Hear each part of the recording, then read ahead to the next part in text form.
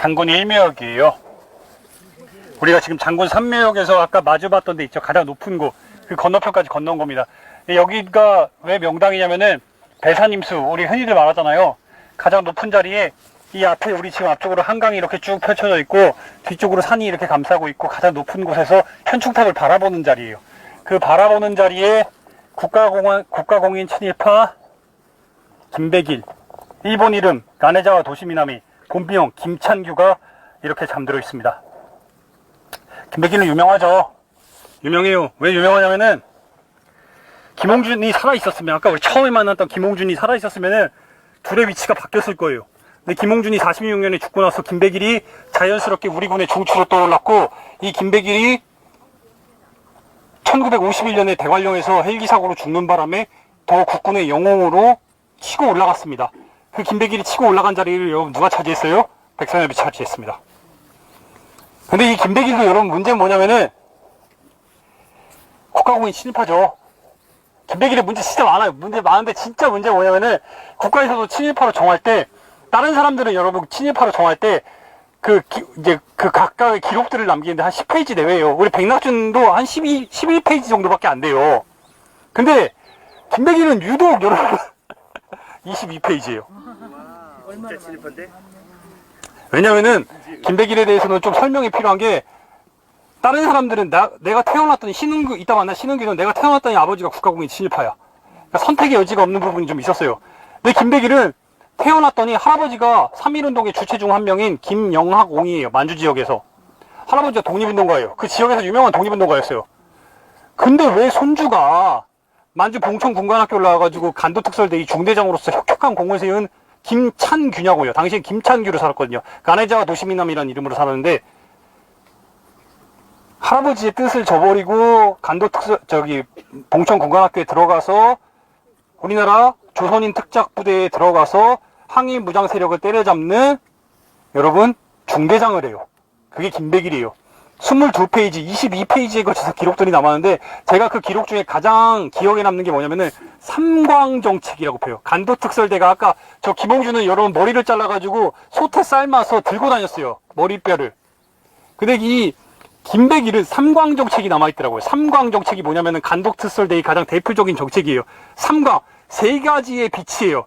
여러분 세 가지의 빛이 간도특설대가 지르면 삼광이 나온다 그래요. 그게 여러분 왠지 아세요? 왜냐? 모두 죽인다. 두 번째, 모두 태운다. 세 번째, 모두 빼앗는다. 삼광정책입니다. 김백일에 관련된 기록에 그게 유독 인상 깊게 남아있더라고요. 삼광정책을 효율적으로 활용한.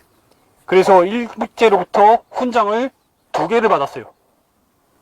이런 김백일이 1945년 8월 달에 우리나라가 해방을 맞이하고 그것도 모르고 계속해서 싸우다가 무장해제를 당해요. 무장해제를 당해서 김백일이 여러분 어떻게 돼요?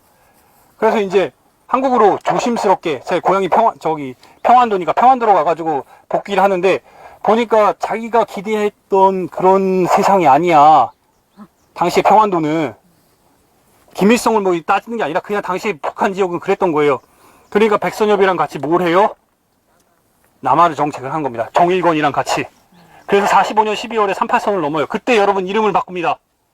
이 빨간 세상 속에서 나 혼자 하얀색으로서 고고하게 살았다면서 김백일이란 이름으로 바꿔요.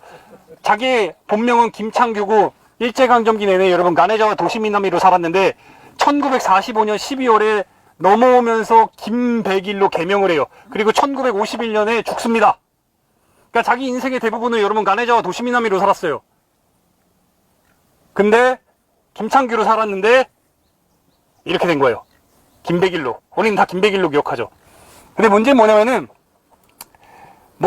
엄청 한국전쟁 중에 머리가 제가 항상 말씀드려요. 친일파 머리가 좋다고 역할을 했죠. 뭐 살아남기 위해서 했는지 모르지만 어쨌든 사령관으로서, 장군으로서 별 3개를 달고 역할을 했어요. 그래서 전쟁 영웅으로 남아서 이렇게 기록되는 거죠. 근데 문제는 뭐냐면은 김백일도 매한가지인데, 여순항쟁이 발발했을 때, 이 친일파들이 다 제주사삼과 여순항쟁이 발발했을 때 다 여기서 올라선 거예요. 김백일이 당시에 호남 지역에서의 부대의 사단장이었어요. 그래서 여러분 여순 사건 제주 4.3이 벌어졌을 때 거기에 토벌 사령관으로서 역할을 했던 거예요. 그리고 우리 군의 중추적인 역할로 치고 올라간 거고. 근데 문제는 뭐냐면은 여러분 제가 이렇게 뭐 소위 밖에서 보면은 제가 빨갱이 얘기를 하도 많이 듣지만 아무튼 제가 이제 소위 말하는 이제 진보 매체의 기자다 보니까 저를 그렇게 안 보는데 제가 군 생활을 4년을 했습니다. 제가 이제 육군 장교 출신이에요, 제가. 예, 이렇게 뭐 굉장히 군대 반군대적인 인물 같지만 네, 굉장히 군 생활을 오래 한 군대에 충성스러운 인물인데 이 얘기를 왜 하냐면은 육군 장교들은 임관을 하고 나면은 특히 보병들은 1년에 이제 수천 명이 이제 임관을 하는데 대부분이 보병들이 많죠. 저도 이제 보병인데 임관을 하고 나면은 제가 이제 삼사관학교에서 이제 훈련을 받고 그리고 나서 전남 장성에 있는 육군 보병학교에 가요. 상무대라고 불리는. 근데 여러분 그 상무대에 이제 육군 보병학교들이 연대랑 똑같이 생겼어요. 연대도 배양로를 기준으로 좌우 건물들이 펼쳐져 있잖아요.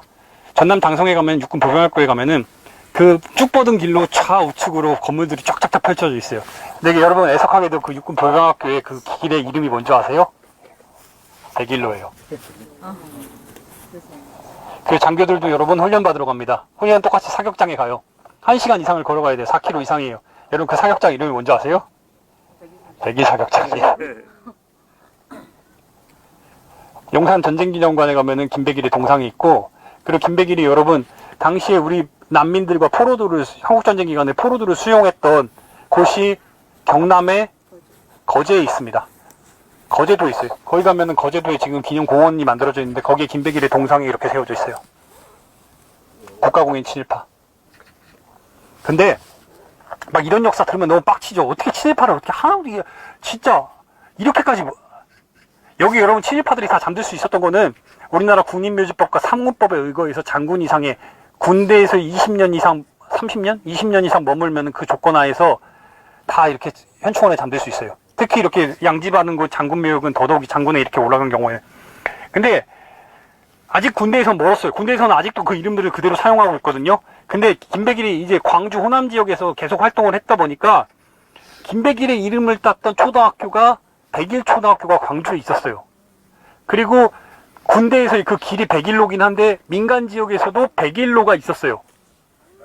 근데 역사가 진보한다는 게 그래요. 저는 여러분들 같은 분들이 역할이 중요한 게 바로 이거예요.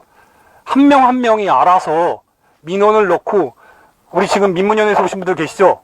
민문연 어디 계세요? 저기 계시는군요. 민문연에서 민족문제연구소에서 활동하는 이런 분들이 지역에서 계속해서 활동을 하니까 역사가 진보한다는 게 바로 그거예요. 이 사학과 친구들이 진짜 고마운 게 바로 이거예요. 멈추지 않고 이런 활동들을 알리다 보니까 여러분 역사가 진보한다는 게 바로 뭐예요? 느리지만 결국에는 강물이 바다를 보듯이 여러분 어떻게 돼요? 백일초등학교가 이름을 바꿨어요. 백일로가 사라졌어요. 민간 영역에서부터. 하나하나 지원하고 하나하나 바꾸고 현판을 세워가는 게 그게 여러분들이 우리가 해야 될 역할이에요. 알면은 바뀌어요. 근데 군대에서 제가 그래서 이제 빡쳐가지고 이제 전화를 했죠. 국방부. 그 국방부에서 엄청 싫어해요. 보훈처에서도 겁나 싫어요. 전화해가지고 여러분 왜 안 바꾸냐. 민간에서 이렇게 호응이 이렇게 큰데. 항상 군대에서 하는 얘기는 대변인이 하는 얘기는 항상 똑같아요. 뭐? 협의 중이다. 협의 중이다. 그걸 4년째 5년째 하고 있어요. 그나마 지난 정부 때는 협의 중이라고 얘기했는데 제가 이번 정부 들어서 아직 지금 통화 안 하고 있어요. 국가공인 친일파인데 그 어디에. 제가 이런 말 했을 거는데 친일파들 때문에 너무 화가 나가지고 제가 기자 생활을 하는 진짜 결정적 가장 이유 중에 하나가 이 친일파들 때문인데, 이 국가공인 친일파들이 이따 현충원에 있다 우리 올라가면 저기 애국지사 묘역에 가면은 여기는 그래도 지사들의 무덤이 보이진 않아요. 눈앞에. 근데 이따 우리 신태영이랑 이용준 묘에 가면은 지사들의 무덤이 막 눈앞에 있어요. 발 밑에 있어요, 진짜. 그거를 내가 기자 생활하면서 제 목표가 바로 그거예요. 이 부당한 현실을 언제까지 우리가 용인할 거냐. 그래서 여러분 뭐 했죠? 법이 없으니까 법을 만들자 그랬잖아요. 그래서 제가 무슨 짓을 했냐면은 이때 민문연도 역할을 해줬고 광복회도 역할을 되게 많이 해줬어요. 여러분 3년 전에 여러분 뭐가 있었어요? 총선이 있었죠.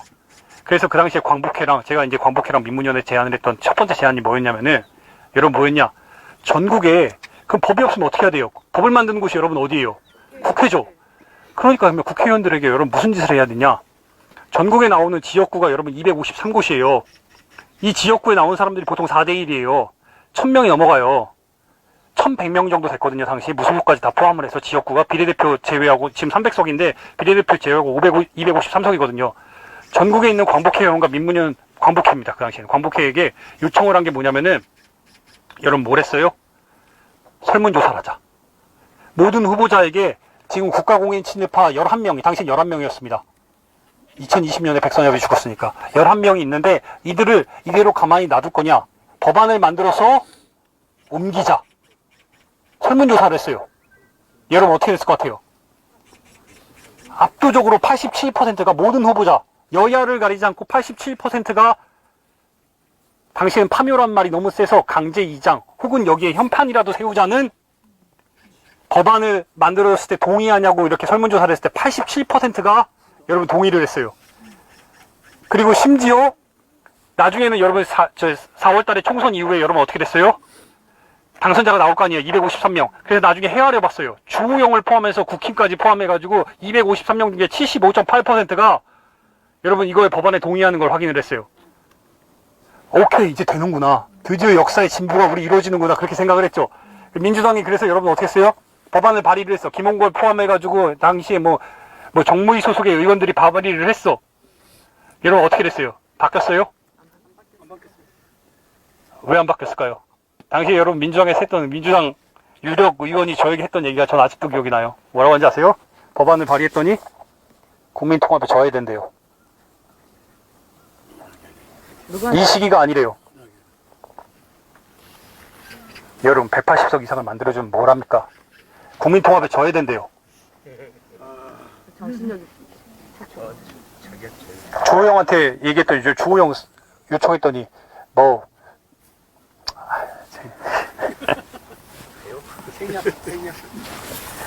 근데 여러분들 많이 도와주고 알려주면은 항상 하는 얘기가 뭔지 아세요? 국가의 영웅, 전쟁의 영웅을 어떻게 친일 기록이 있다고 그렇게 하냐? 같이 봐야 된다고. 동전의 양면처럼 공과 과를 같이 봐야 된다고 얘기를 해요. 오케이.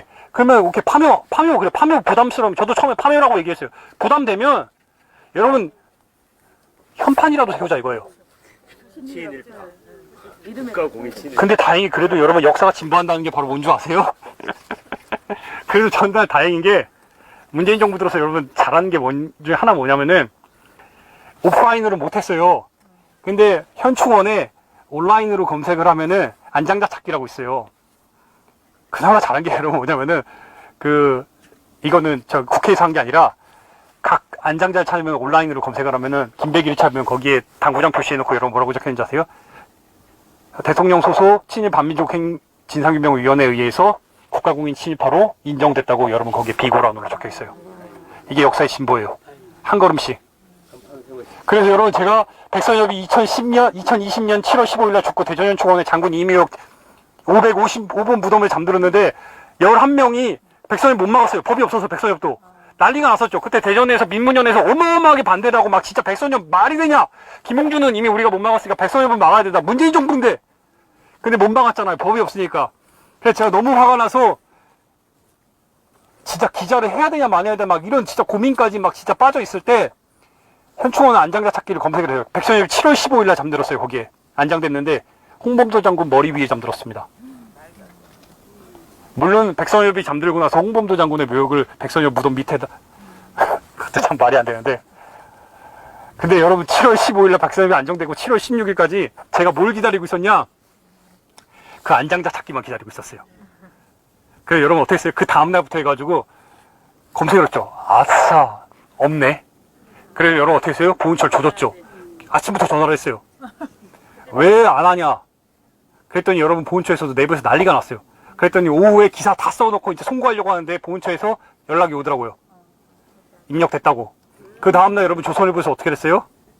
빨갱이 기자가 보훈처에 항의해서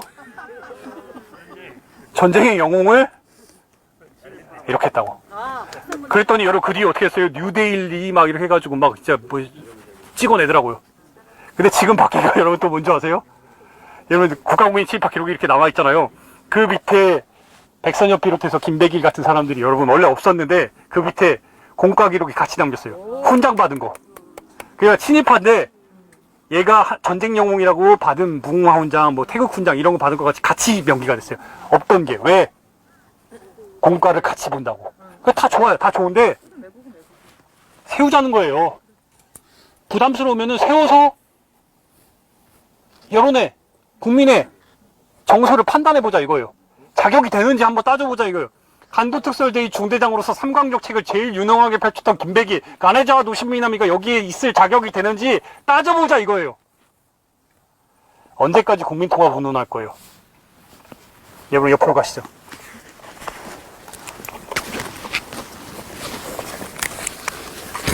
신청원의 해설사들은 이렇게 트위터 안 합니다. 안 해요. 여기서 현충원 해설사를 제가 여러 번 여기서 만났어요. 김백일을 포함을 시켜요. 현충원 해설사들이. 훌륭한 자구세요. 내가 진짜 그때도 한 20명 데려와가지고 막 얘기를 하는데 제가 얘 옆에서 이제 부담스러워하죠. 현충원 해설사분들이. 본인으로서의 역할, 위대한 장군이라고 학생들한테 얘기하더라고요.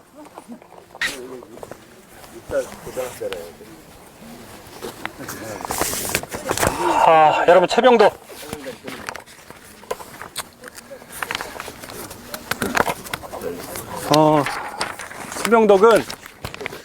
최병덕은 국가공인 친일파는 아니고 최병덕은 여러분 국가공인 친일파는 아니에요.